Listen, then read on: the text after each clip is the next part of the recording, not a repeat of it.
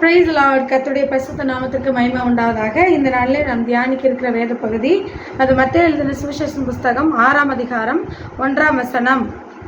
மனுஷர் காண வேண்டும் என்று அவர்களுக்கு முன்பாக உங்கள் தர்மத்தை செய்யாதபடிக்கு எச்சரிக்கையாய் இருங்கள்.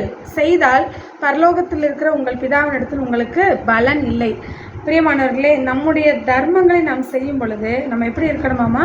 மனுஷர் காண வேண்டும் என்று அவர்களுக்கு முன்பாக செய்யாதபடிக்கு எச்சரிக்கையாக இருக்கணும். இன்றைக்கி தர்மம் செய்கிறாங்கிற பேரில், உதவி செய்கிறாங்கிற பேரில் அதை என்ன பண்ணுறோம்? செல்ஃபி எடுத்து, ஃபோட்டோ எடுத்து அதை போஸ்ட் பண்ணி அதை அப்பயே என்ன பண்ணிடுறோம்? அதற்கான பலனை நம்ம அடைந்து தீர்ந்து விடுகிறோம்.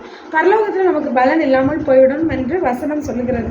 பரலோகத்தில் இருக்கிற உங்கள் பிதாவினிடத்தில் உங்களுக்கு பலன் இல்லை என்று. ஆக நம்ம என்ன செய்யணும் அப்படின்னா, வலது கை கொடுக்கறத இடது கைக்கு தெரியக்கூடாதுன்னு இயேசு சொல்லியிருக்காரு.